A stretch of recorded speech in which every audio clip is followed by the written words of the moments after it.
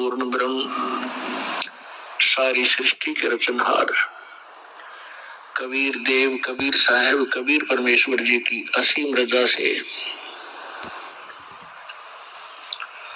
आप सभी पुण्यात्माएं सत्संग सुनने के लिए उपस्थित हुए। धन्य है आपके माता पिता जिनसे जन्म हुआ।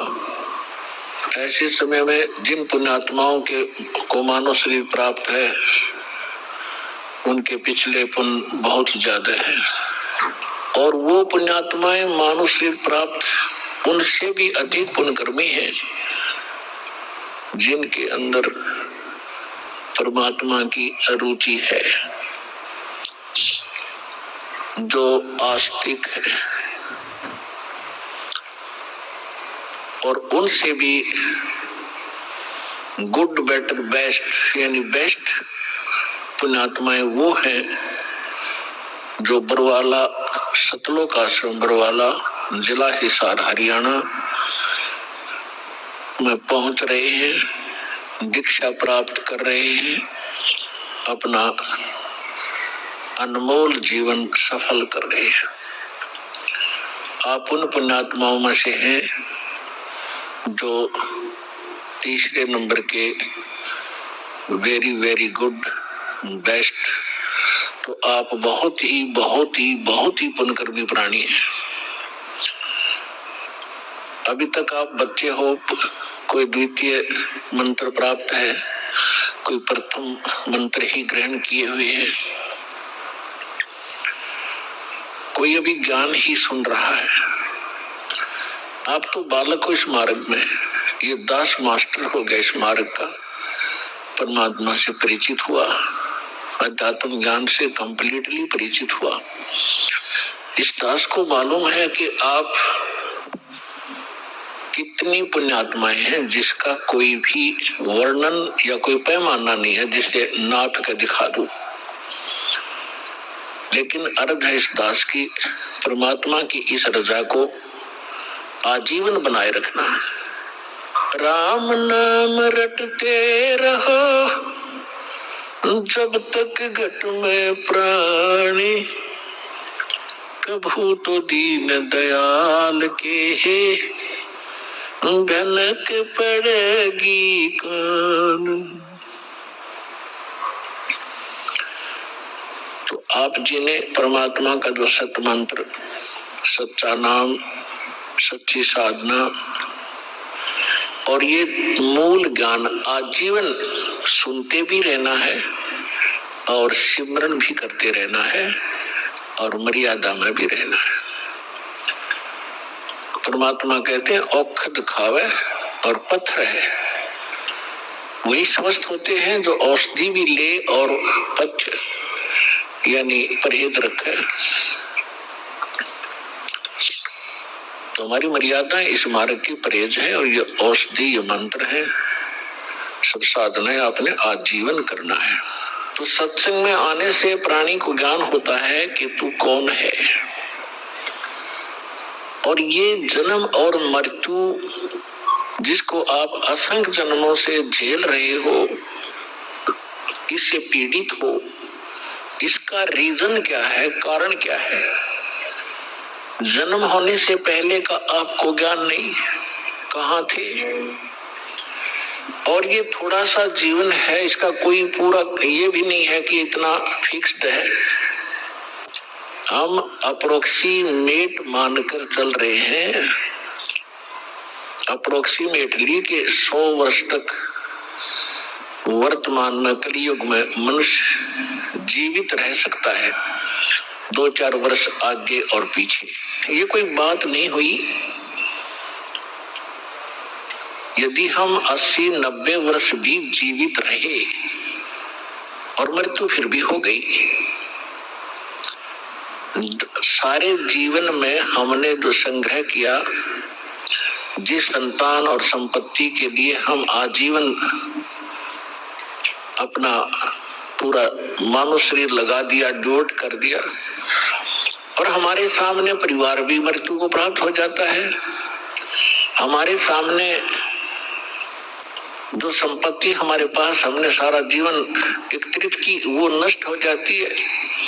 जैसे सन 2000 के अंदर 26 जनवरी भूकंप आया गुजरात के अंदर, जिन मकानों को जिस प्रॉपर्टी को बनाते बनाते 2-2 3-3 पीढ़ियां लगी, अंत में उन्हीं के नीचे दबकर मर गए, मृत्यु को प्राप्त हो गए, परिवार नष्ट हुए। What is this? ये क्या है? हम सोच भी लेते हैं लेकिन हम इतने अभ्यस्त हो गए कि वो मर गए, दुख है, खेद है, बहुत बुरा हुआ, शेष बचे हैं अपना उसी सपेट से वही कर्म वही क्रियाएं करें जो वो कर रहे थे। आप में क्या परिवर्तन आया? नहीं आ सकता, क्योंकि हम काल के खिलौने हैं, उसी के रिमोट से हम चल रहे थे। अब जब आप सतलोक आश्रम बरवाला जिला हिसार हरियाणा में आ जाओगे, फिर आपका रिमोट कबीर परमेश्वर जी के हाथ में आ जाएगा। फिर उस शरारती शक्ति काल की कुछ नहीं चलेगी यदि आप मर्यादा में रहोगे। परमात्मा कहते हैं जब लग हंसा हमारी आना और काल लगेगी तेरा बाना। बाना माने बाण, तीर, तेरा अचानक, कहते पग पग पर ये तक तक मारे, काल अचानक बाणा।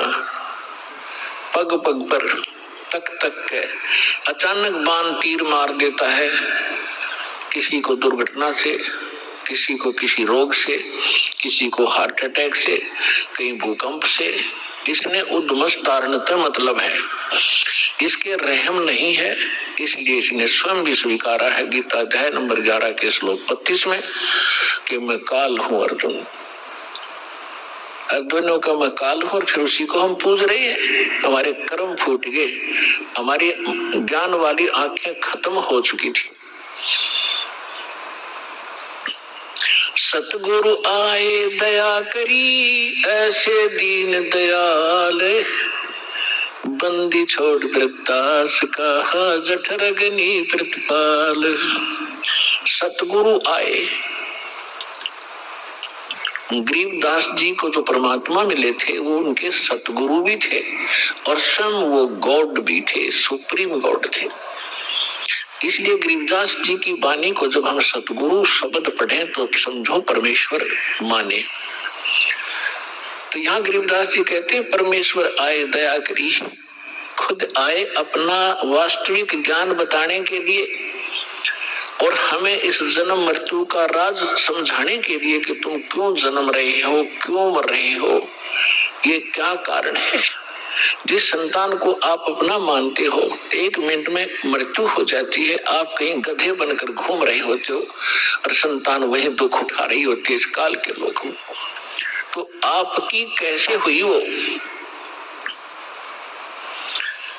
जिस संपत्ति को अपना मानते हो, अरबों खरबों रुपए आपके पास हो गए, बैंक बैलेंस बना लिए, कोठी बना दी, 3 प्लाट ले लिए 20, और आप जी की मृत्यु होगी, आप बन रहे हो कुत्ते, तो शर्मा मार ले उस 20 प्लाटों को, धर ले सिर पे, क्या फायदा हुआ इसका। तो परमात्मा ने आके हमें जगाया है कि झूठे सुख को सुख कहे ये मान रहा मन मोद, ये सकल चबीना काल का भाई, कुछ मुख में कुछ गोद। ये काया तेरी है नहीं, ये माया कहाँ से हो, शरण कमल में ध्यान रखो, इन दोनों को खो। जब ये बॉडी तेरी नहीं है, इसको भी छोड़ के त्याग के जाएगा, तो ये भले आदमी इस संपत्ति को तू अपनी कैसे मान बैठा, ये बुद्धि कहाँ से लाया तू। तो पुण्यात्मा सत्संग सुनने से आत्मा में एक प्रबल शक्ति आती है, एक जागृति आती है, इसको एक विशेष प्रेरणा होती है कि सचमुच ये कर क्या रहे हो, क्या कर रहे हैं हम। ठीक है, कुछ हमारी मजबूरियां हैं क्योंकि हम विवश हैं। अब इस व्यवस्था के कारण हम सब कुछ जान भी लें और फिर भी कोई दाल नहीं गलती हमारी, क्योंकि जब तक समर्थ शक्ति साथ नहीं होगी हम इस दलदल से निकल नहीं सकते। चाहे कोई दलदल में धंस गया, उसको मालूम पड़ गया, चाहे पहले नशे में गिर गया, नशा उतरने के बाद उसको पता भी चल गया कि मैं तो इतना दलदल में हूं और जितना हाथ पैर मारता हूं नीचे को जा रहा हूं, तो उस ज्ञान से कोई लाभ नहीं हुआ। उसको निकालने वाला बाहर चाहिए, दलदल से बाहर, और उसके बांध के रस्सा घसीट के बाहर डाले। तो आप और हमारे साथ भगवान ऐसे करेंगे, पहले आपका नशा उतारेंगे कि तुम कहाँ बैठे हो, क्या कर रहे हो सारा जीवन, और उद्देश्य क्या था इस मनुष्य जीवन का, और फिर ये सतनाम का रस्सा आपका बांधेंगे काखा के नीचे, और फिर घसीटेंगे आपको, इसे बाहर निकालेंगे धीरे धीरे। ऐसे निकालना पड़ेगा कहीं आपको दुख भी ना हो, और सतलोक जाकर बैठा देंगे आपको। तो वहां जाने के बाद पता चलेगा सचमुच हम सतलोक आ गए। ऐसी दया बख्शेंगे आपके ऊपर यदि आप ऐसे भक्ति करते रहे।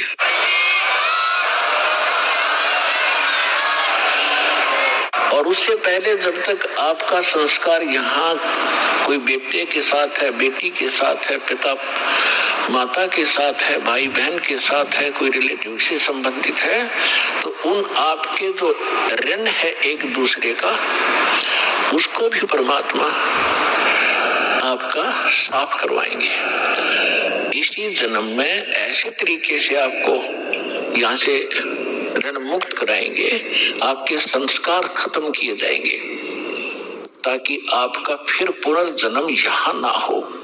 तो उसके लिए मर्यादाएं बताई हैं, इन मर्यादाओं का आप जी पालन कीजिए और अपने संस्कार घटाइए। हम आज तक अपने संस्कार बढ़ा ही रहे हैं। कोई रिश्वत लेता है, कोई मिलावट करता है, कोई झूठ बोलता है, कोई चोरी करता है, कोई अन्य बकवाद करके हम अपने संस्कार बढ़ा रहे हैं। जैसे आज आपने किसी से रिश्वत ले ली, चोरी कर ली, आपने उसका देना पड़ेगा। तुमने दरगाह का मैल भी देखा, धर्मराज के तिल तिल का लिखा, तो वो भोगने के लिए भी कोई किसी उसका गधा बनेंगे, किसी का बैल बनेंगे, किसी की भैंस बनेंगे। दूध नहीं देंगे तो इंजेक्शन ठोकेंगे, ना लठ मारेंगे, और सारा पाई पाई पूरा करना पड़ेगा आपको। तो ऐसी समस्या, ऐसा ये झंझट मूर्ख आदमी मोल लेगा जब ज्ञान हो जाएगा। अनजानपने की गलतियां माफ होती है, परमात्मा क्षमा करेंगे। प्रसंग परमात्मा का चल रहा है।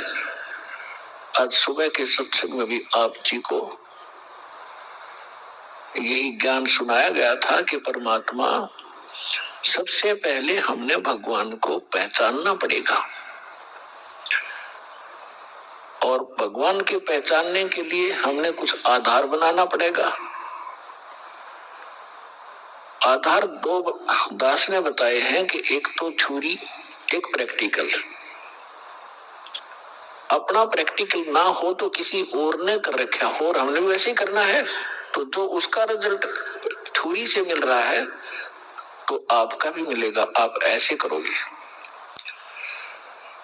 तो जो हमारा जो सिलेबस है, जो हमारा थ्योरी है, वो हमारे सदग्रंथ है सभी पवित्र धर्मों की, पवित्र चारों वेद, पवित्र श्रीमद् भगवत गीता, पवित्र 18 पुराण, पवित्र श्री गुरु ग्रंथ साहिब, पवित्र कुरान शरीफ, पवित्र बाइबल। पवित्र बाइबल जो है 3 पुस्तकों का संग्रह है, जबूर, इंजिल, तौरात, चौथी कुरान इनसे अलग है। तो ये पवित्र जो सदग्रंथ है, ये हमारा आधार है भगवान को पहचानने और जानने का। तो इसी के आधार से, और जो इससे हटकर जो विशेष ज्ञान है, जो स्वयं परमात्मा के द्वारा दिया गया है, प्रभु दत्त है, वो है सच्चिदानंद घनब्रह्म की वाणी, यानी कबीर वाणी। कबीर शब्दावली, कबीर सागर, कबीर बीजक, कबीर दोहावली, कबीर शब्दावली। और उसके साथ साथ उन महापुरुषों के एफिडेविट रूप अमर वाणी जिनको परमात्मा मिले, जिन्होंने अपना प्रैक्टिकल उसमें लिखा है, अनुभव लिखा है। आदरणीय धर्मदास साहिब जी, आदरणीय मुलुकदास साहिब जी, आदरणीय नानक साहिब जी, आदरणीय दादू साहिब जी, आदरणीय गरीबदास साहिब जी गांव छुरानी जिला जज्जर हरियाणा वाले, आदरणीय गीसा दास साहिब जी गांव खेखड़ा जिला बागपत उत्तर प्रदेश वाले। इन महापुरुषों के अमर ग्रंथ हमारे पास विद्यमान है। इनकी अमर वाणी जो एफिडेविट रूप में है कि हमने भगवान देखा, भगवान ऐसा है, उसका ये नाम है, और वो यहाँ भी आता है और सतलोक में भी वही कंट्रोल करता है। तो उसके बाद हम आगे बढ़ेंगे, तभी हम भक्ति में सफल हो पाएंगे। तो पुण्यात्माओं, आज से 600 वर्ष पहले परमेश्वर आए थे और परमात्मा चारों युग में आते हैं। चारों युग में संत पुकारे, को के कहा हम हेल रे, हीरे माणिक मोती बरसे, ये जग चुगता ढेल रे। चारों युग में परमात्मा कहते मैं आया, और जैसा कि वेदों में विधान आपको बताया कि परमात्मा सतलोक में रहता है, वहां से गति करके आता, शरीर आता है, और यहाँ अच्छी आत्माओं को मिलता है, उनको तत्व ज्ञान से परिचित कराता है। कवि की तरह आचरण करता हुआ परमात्मा घूमता रहता है, अपने यथार्थ ज्ञान को लोकोक्तियों के माध्यम से, दोहावलियों के माध्यम से, साखियों के माध्यम से, चौपाइयों के माध्यम से वर्णन करता है, जिस कारण से वो एक प्रसिद्ध कवि भी कहलाते हैं। ये हमारे सदग्रंथ वेद बताते हैं। तो उसी लीला अनुसार परमात्मा अपने जैसी लीला उसके गुण हैं, वो गुण विद्यमान ही है, वो करते ही करते हैं। तो बर्फ जो होती है, आइस, ये चाहे सर्दी में कहीं रखी हो चाहे गर्मी में, उसका स्वभाव वैसा ही होगा, उसके गुण है, ऐसे परमात्मा के गुण है, और वो वेदों में अंकित है। उसी के आधार से दास आपको बता रहा है। इसी आधार से परमात्मा खुद भी बता रहे हैं, चारों युग में संत पुकारे, कुक को हम ढेल रे, हीरे माणिक मोती बरसे, ये जग चुगता ढेल रे। सतयुग में सत सुकृत कह टेरा, त्रेता नाम मुनींद्र मेरा, द्वापर में करुणा में कहाया, कलयुग नाम कबीर धराया। मात पिता मेरे कछु ना